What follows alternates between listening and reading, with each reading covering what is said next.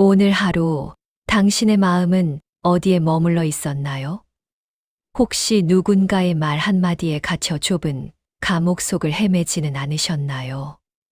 아니면 지나간 과거의 후회와 오지 않은 미래의 걱정이라는 쇠사슬에 묶여 한 걸음도 내딛지 못하고 제자리를 맴돌지는 않으셨습니까?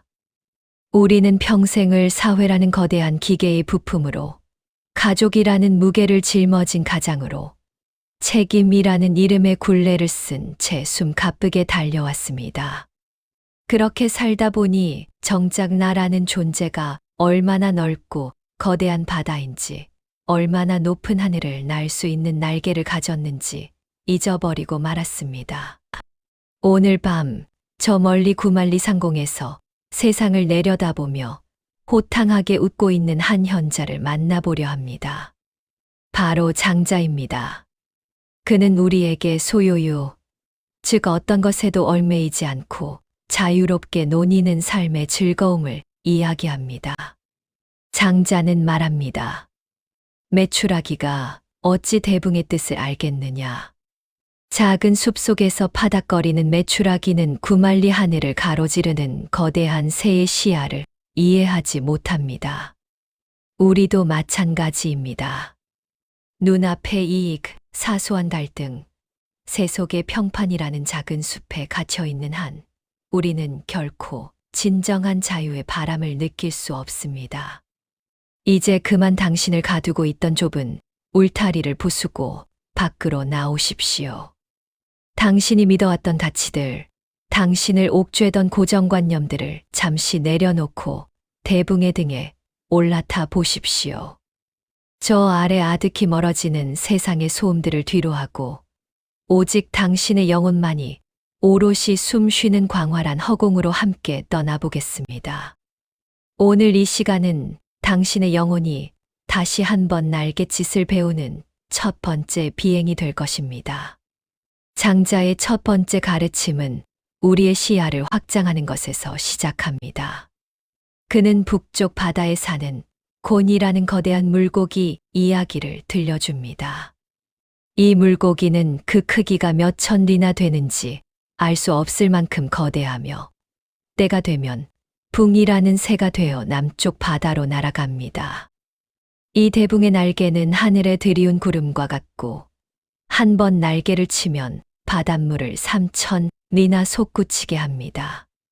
이 장엄한 비유를 통해 장자가 전하고 싶은 메시지는 명확합니다. 우리가 가진 생각의 틀이 너무나 좁다는 것입니다. 우리는 자신이 경험한 것, 자신이 배운 것만이 세상의 전부라고 믿으며 살아갑니다. 마치 우물 안개구리가 하늘은 둥글고 좁다고 믿는 것과 같습니다. 나이가 들수록 우리는 자신의 경험에 갇히기 쉽습니다. 내가 해봐서 아는데, 세상은 원래 이런 법이야 라는 말들은 우리를 보호해 주기도 하지만 동시에 우리의 영혼을 좁은 우물 속에 가두는 벽이 됩니다. 장자는 그 벽을 허물라고 권합니다. 당신이 옳다고 믿는 것이 정말 절대적인 진리입니까? 당신이 불행하다고 느끼는 그 이유가 정말로 객관적인 사실입니까? 어쩌면 그것은 당신의 시야가 너무 낮기 때문에 생기는 착시 현상일지도 모릅니다. 대붕이 구만리 상공에서 내려다본 세상은 높고 낮음의 구별이 없고 귀하고 천함의 차이가 없습니다. 그저 거대한 생명의 흐름만이 보일 뿐입니다. 오늘 밤 당신의 고민을 저 높은 하늘 위로 가지고 올라가 보십시오. 지상에서는 태산처럼 컸던 고민들이 하늘 위에서는 점 하나보다 작게 보일 것입니다. 내 관점의 한계를 인정하고 더 큰 세계를 상상하는 순간 마음의 좁은 감옥은 사라지기 시작합니다. 당신은 작은 물웅덩이에 갇힌 송사리가 아니라 광활한 대양을 품은 거대한 생명체임을 잊지 마십시오. 장자 철학의 가장 독특하고도 해방감을 주는 부분은 바로 무용지용, 즉 쓸모없는 것의 쓸모입니다. 세상은 우리에게 끊임없이 쓸모를 입증하라고 강요합니다. 학교에서는 성적으로, 직장에서는 성과로, 사회에서는 지위와 명성으로 우리의 가치를 매깁니다. 쓸모없는 사람은 도태되고 버려진다는 공포가 우리를 평생 채찍질해왔습니다. 그러나 장자는 산속에 뒤틀린 나무 이야기를 통해 이 가치관을 완전히 뒤집습니다. 목수는 곧게 뻗은 나무를 제목으로 쓰기 위해 베어가지만 옹이가 많고 뒤틀린 나무는 쓸모없다며 버려둡니다. 그 덕분에 그 못생긴 나무는 베어지지 않고 수천 년을 살아남아 수많은 사람에게 그늘을 제공하는 거목이 됩니다. 우리는 그동안 남들에게 쓰이기 위해 얼마나 많은 고통을 감내했습니까? 좋은 부모가 되기 위해, 유능한 일꾼이 되기 위해 자신의 본성을 억누르고 스스로를 반듯하게 깎아내지는 않았나요? 하지만 인생의 후반전에서 우리가 찾아야 할 진정한 가치는 타인에게 부여받는 쓸모가 아닙니다. 장자는 말합니다.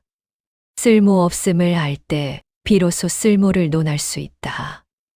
남들의 눈에 쓸모없어 보인다는 것은 다시 말해 누구에게도 휘둘리지 않고 오직 나 자신으로 존재할 수 있다는 뜻입니다. 당신이 더 이상 누군가에게 이익을 주지 않아도, 무언가 대단한 성과를 내지 않아도 당신의 존재 가치는 조금도 훼손되지 않습니다. 오히려 세상의 요구로부터 자유로워진 지금이야말로 장자가 말한 소유유의 경지에 들어설 수 있는 가장 좋은 기회입니다. 쓸모라는 멍에를 벗어 던지고 아무런 목적 없이 그저 존재하십시오. 바람이 부는 대로, 구름이 흐르는 대로 논이는 삶이야말로 가장 고귀한 인간의 품격입니다. 우리는 날마다 수많은 시비 속에 살아갑니다.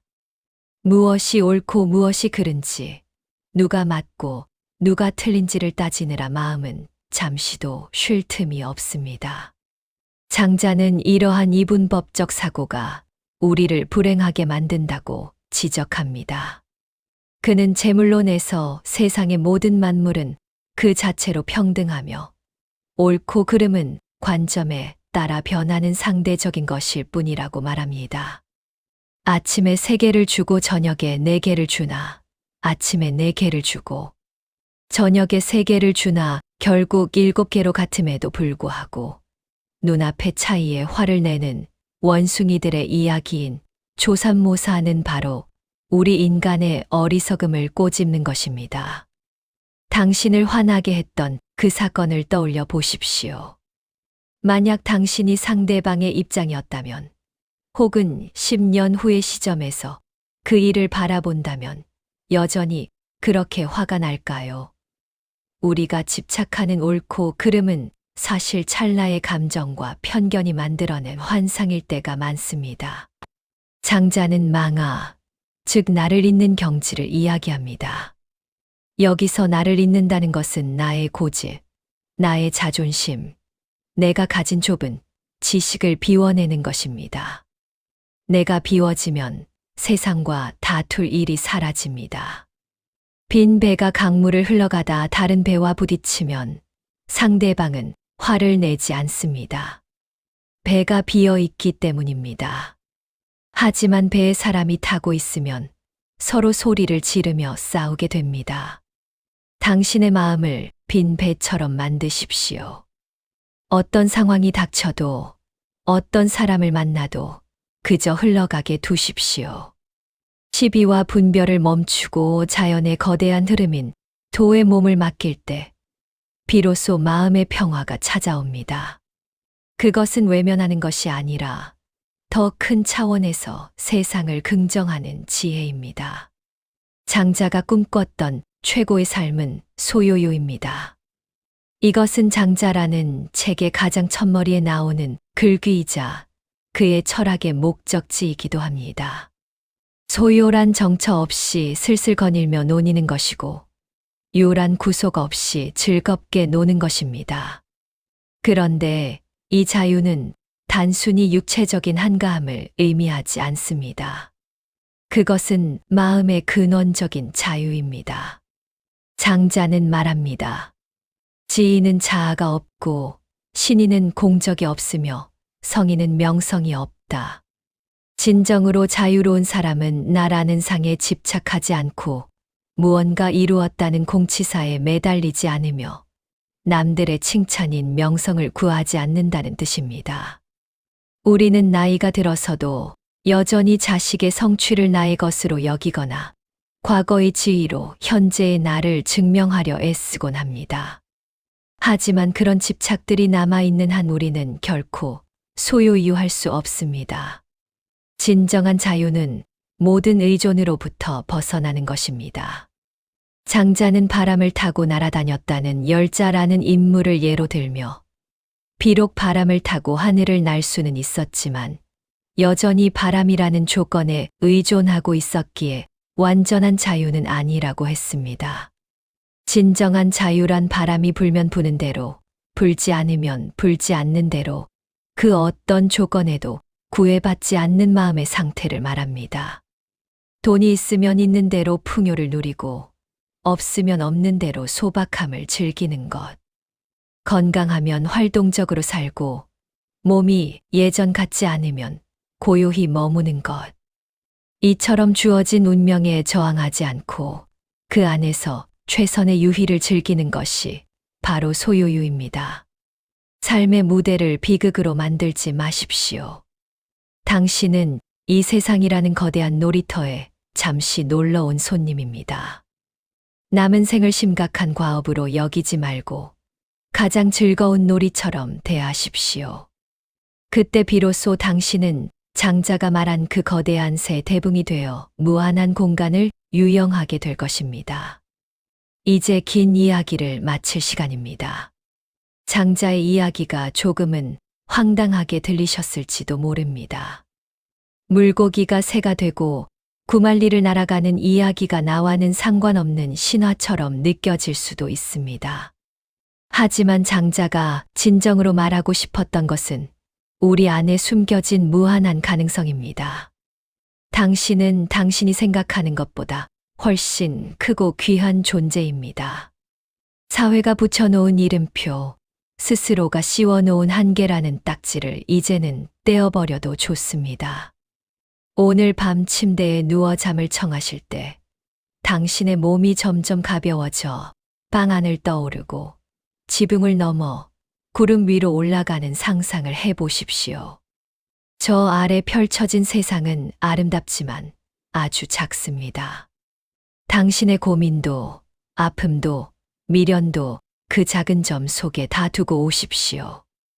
내일 아침 눈을 뜰 때 당신은 이전과는 다른 시야로 세상을 보게 될 것입니다. 길가에 핀 꽃 한 송이를 보더라도 그 쓸모를 따지기 전에 그 생명의 신비로움에 감탄하고 누군가 무례하게 굴더라도 저 사람은 아직 자기만의 좁은 우물에 갇혀 있구나 하며 미소 지어 넘길 수 있는 여유가 생길 것입니다. 장자의 소유유는 특별한 곳에 있지 않습니다. 지금 이 순간 당신의 마음에서 집착 한 조각을 내려놓는 바로 그 자리가 소유유의 시작점입니다. 얽매이지 마십시오. 두려워하지 마십시오. 당신의 남은 삶은 그저 즐겁게 거닐고 논의는 산책길이어야 합니다. 거대한 대붕이 되어 자유의 바람을 타는 당신의 꿈길을 응원합니다. 마음의 짐을 다 비우고 가장 가벼운 영혼으로 깊고 평온한 휴식에 드시길 바랍니다. 평온한 밤 되십시오.